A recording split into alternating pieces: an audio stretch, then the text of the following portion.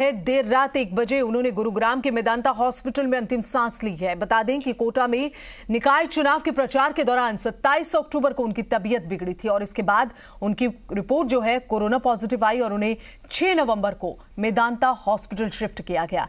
6 नवंबर को ही उनकी corona report negative आ गई थी। 25 नवंबर को की गई दूसरी कोरोना जांच की रिपोर्ट भी नेगेटिव आई थी, लेकिन लगातार उनकी हालत जो है बिगड़ रही थी, हालत में सुधार नहीं हो रहा था और देर रात उनका निधन हो गया है। उनके निधन पर लोकसभा स्पीकर ओम बिरला, नेता प्रतिपक्ष गुलाब चंद कटारिया ने शोक व्यक्त किया है।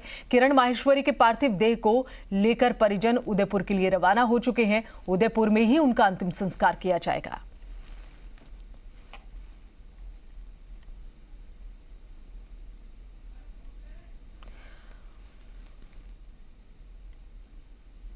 तो एक बड़ी क्षति पार्टी के लिए, राजस्थान के लिए, उन लोगों के लिए जिनकी समस्याओं को सुना करती थी किरण माहेश्वरी और समाधान निकालने के लिए उन्हें आश्वस्त किया करती थी, समाधान निकालने की कोशिश किया करती थी।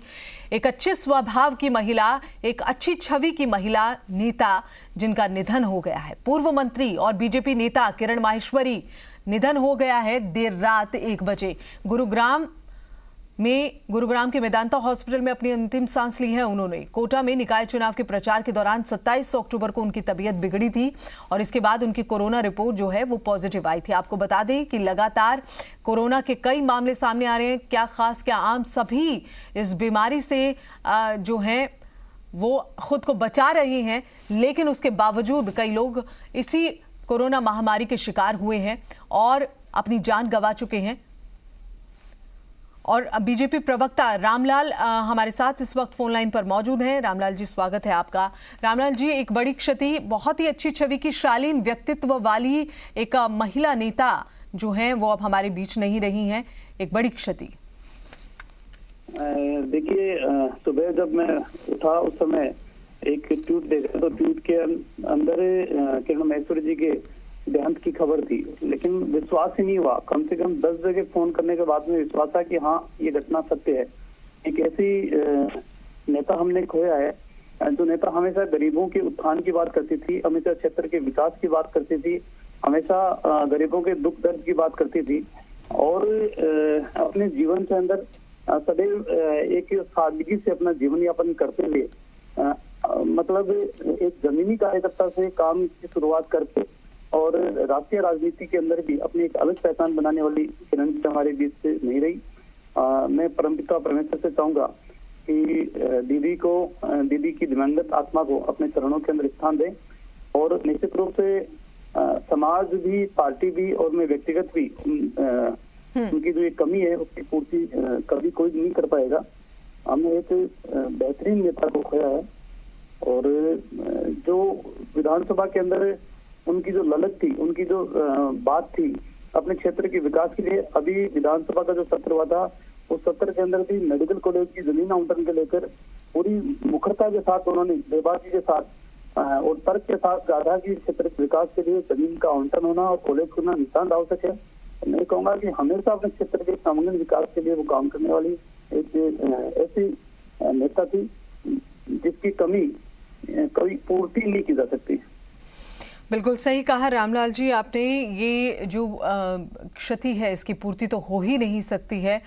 बहुत बहुत शुक्रिया हमसे जुड़ने के लिए। तो बहुत ही गमगीन वक्त है, बहुत ही ऐसा जो माहौल है वो बना हुआ है प्रदेश में। एक बड़ी क्षति, एक बहुत ही अच्छे व्यक्तित्व की नेता कही जाने वाली किरण माहेश्वरी जिनका निधन हो गया है, कोरोना पॉजिटिव पाई गई थी। फिर उसके बाद में हालांकि रिपोर्ट भी नेगेटिव आ गई थी, दूसरी रिपोर्ट भी नेगेटिव आई थी, लेकिन उसके बावजूद हालत जो है वो सामान्य नहीं हुई, जिसके चलते दिल्ली गुरुग्राम के मेदांता हॉस्पिटल में इन्होंने अपनी अंतिम सांस ली है। लगातार ट्विटर के माध्यम से या फिर जिस तरह की प्रतिक्रियाएं आ रही हैं, इस माध्यम से लोग अपनी जो श्रद्धांजलि है वो दे रहे हैं और आपको ताज़ा अपडेट बताते चलें।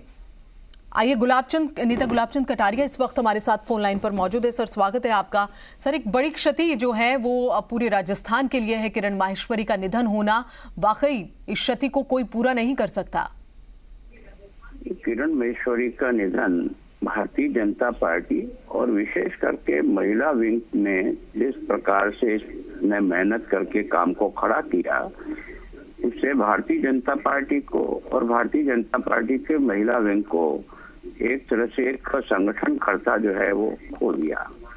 जब से वो नगर पालिका की सभापति बनी, उसके बाद एमपी बनी, 3 बार एमएलए बनी और वास्तव में मंत्रिमंडल मेरे साथ रही, तो मेरे क्षेत्र में और प्रदेश की महिला मोर्चे की अध्यक्ष भी रही, राष्ट्रीय महिला मोर्चे की अध्यक्ष रही, तो उसका जाना और वो भी इस समय में छोटी उम्र में, और जिस प्रकार से वो सक्रिय विधानसभा में भी अपना रोल अदा करती थी, वास्तव में उसका यह अभाव हम सब लोगों के लिए बहुत बड़ी क्षति है। और मुझे व्यक्तिगत रूप से भी है, क्योंकि मैंने उसे एक पार्षद से लेकर के इस यात्रा तक में एक सहयोगी के रूप में आगे बढ़ाया। आज उसका जाना निश्चित रूप से मुझे और मेरी पार्टी को बहुत बड़ी क्षति हुई है। ईश्वर उन्हें अपने चरणों में स्थान दे और हम कोशिश करेंगे कि उसकी भावना के अनुसार पार्टी संगठन को आगे बढ़ाएंगे। बिल्कुल सर, जैसा अभी आप बता रहे हैं कि उनका जो व्यक्तित्व था वो बहुत ही शालीन था, और जैसा आप बता रहे हैं कि पार्षद से उन्होंने जो अपना सफर तय किया है, आगे बढ़ती चली गई, कौन सी ऐसी चीजें उनमें बहुत ही ज्यादा पॉजिटिव थी, वो कौन सी ऐसी पॉजिटिव सकारात्मक ऊर्जा थी जो उन्हें आगे लेकर जाती थी? क्योंकि आप क्या है कि उसका सक्रिय होना और एक महिला होते के लिए अपने घर को और घर के काम को छोड़कर पार्टी के लिए इतना समय देना, ये महिला के लिए बहुत कठिन होता है। लेकिन उसने जब से महिला मोर्चा उदयपुर की जिलाध्यक्ष बनी, तब से लेकर के उसने संगठन के लिए जो समय दे करके अपने जैसी कई कार्यकर्ता महिला विंग को खड़ी की, उसके कारण से राजस्थान का महिला विंग भी और अखिल भारतीय महिला मोर्चे के अध्यक्ष होने के नाते भी उसने संगठन को बहुत बड़ा योगदान दिया। और मैं सोचता हूँ कि एक सामान्य परिवार और सामान्य कार्यकर्ता के रूप में उभर करके राष्ट्रीय स्तर पर उसने अपनी पहचान बनाई। वो अपने समर्पण और कार्य क्षमता के कारण से बनाया, व्यवहार कुशलता के कारण से बनाया और समय देने के कारण से बनाया।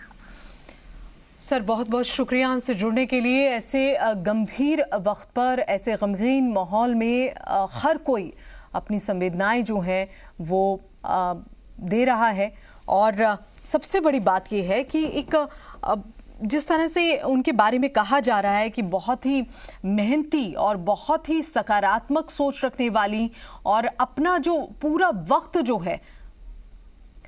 और आइए सीधा रुक कर रहे हैं लक्ष्मण राठौड़ की, और हमारे संवाददाता इस खबर पर ज्यादा जानकारी के साथ में मौजूद हैं। लक्ष्मण, फिलहाल अंतिम संस्कार जो है उदयपुर में होगा, ऐसे खबरें आ रही हैं, कितनी देर में होगा, क्या कुछ इस पर अपडेट आपके पास?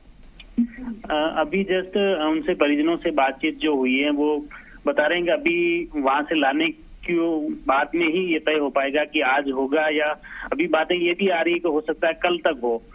क्योंकि पहले जो टाइम सुबह जो बताया था कि 2 बजे के आसपास उनका अंतिम संस्कार होगा, लेकिन अभी जस्ट उनके कजिन जो परिवार में बात हो रही है वो कह रहे हैं शाम तक यहाँ उदयपुर लाएंगे, और उसके बाद हो सकता है शाम को अपने यहाँ भाजपा कार्यकर्ता और स्थानीय लोगों के दर्शनार्थ दूर रखा जाए कोरोना गाइडलाइन के तहत, क्योंकि बहुत बड़ी लीडर्स हैं और हम आम पब्लिक की ये डिमांड है कि वो उनके अंतिम दर्शन करें। इसी को लेकर ये संभावना जताई जा रही है कि आज शाम को। लेकिन लक्ष्मण, चूंकि अब इस वक्त देखा जाए तो प्रदेश में स्थिति जो है वो बहुत ज्यादा बेहतर नहीं है। कोरोना महामारी के चलते कई गाइडलाइंस जो हैं वो बनाई गई हैं, उनको फॉलो करना होगा। अब ऐसे में पार्थिव शरीर को लोगों के बीच में रखना, लोग अंतिम दर्शन के लिए पहुंचेंगे, ये कितना संभव हो पाएगा? क्या इसकी अनुमति मिल पाएगी? चूंकि कोरोना पॉजिटिव से, हालांकि रिपोर्ट नेगेटिव भी आई थी, ये भी खबरें आ रही है, लेकिन फिर भी कोरोना से संक्रमित थी, तो क्या उन नेगेटिव रिपोर्ट भले नेगेटिव आ गई, लेकिन उनका अंतिम संस्कार तो कोरोना गाइडलाइन के तहत ही किया जाएगा, क्योंकि उनकी जो सेकंड अंतिम रिपोर्ट जो आनी होती है दोबारा, जैसे 3 बार कोरोना की रिपोर्ट की जाती तब तो, लेकिन उनको अंतिम रिपोर्ट नहीं आई है वो उनकी, और उसकी तहत इसलिए उनको कोरोना गाइडलाइन के तहत ही उनका अंतिम संस्कार होना है। लेकिन क्योंकि ये बड़ी लीडरशिप हैं और भाजपा के काफी नेशनल जो राष्ट्रीय महिला मोर्चा के अध्यक्ष भी रहे, राष्ट्रीय उपाध्यक्ष भी रहे बीजेपी में, तो बहुत बीजेपी के अलावा भी यहाँ के लोकल जो सामाजिक क्षेत्र में माहेश्वरी सेवा जो इनके समाज है उनमें भी ये राष्ट्रीय कार्यकारिणी में रहे हुए हैं। तो इस तरह इनके समाज और चारों तरफ से ये सूचना आ रही है कि आज उनको शाम को रखा जाएगा। हालांकि इस तरफ से प्रशासनिक या पुलिस या विभाग की तरफ से कोई भी ये नहीं है इनको कोरोना गाइडलाइन के तहत ही इनका अंतिम संस्कार होगा। बिल्कुल जाहिर सी बात है, क्योंकि इस वक्त जो है जो स्थिति है प्रदेश में वो कोरोना को लेकर खास तौर पर बहुत ही गंभीर स्थिति बनी हुई है। तमाम जगह गाइडलाइंस जो है उनका पालन लोगों को करना होगा। अब ऐसे में सवाल ये भी है कि उदयपुर में जब अंतिम संस्कार होगा तो वो आज का वक्त निर्धारित किया गया, जैसे हमारे संवाददाता लक्ष्मण जानकारी दे रहे हैं कि हो सकता है कि अंतिम संस्कार कल भी हो। जो लोग जो पार्टी के कार्यकर्ता हैं, जो लोग जुड़े हुए थे किरण माहेश्वरी से, वो अंतिम दर्शन के लिए पहुंचे, लेकिन ये कितना संभव हो पाएगा, सवाल ये भी है। जी बिल्कुल, क्योंकि इसी आधार पर ये प्रशासनिक और यहाँ बीजेपी के कार्यकर्ता राजसमंद में भी बड़ी तादाद में इकट्ठे हो गए हैं उनके आवास। बिल्कुल लक्ष्मण, बहुत बहुत शुक्रिया इस पूरी जानकारी को हम तक पहुंचाने के लिए। आप अपनी नजर बनाए रखिए और अपडेट्स लेंगे। तो फिलहाल एक बड़ी क्षति पूरे राजस्थान के लिए, किरण माहेश्वरी के निधन से जुड़ी ये खबर। कोरोना पॉजिटिव थी, इलाज चल रहा था, हालांकि रिपोर्ट्स नेगेटिव आई हैं, लेकिन उसके बावजूद हालत जो है बिगड़ती चली गई और गुरुग्राम के मेदांता अस्पताल में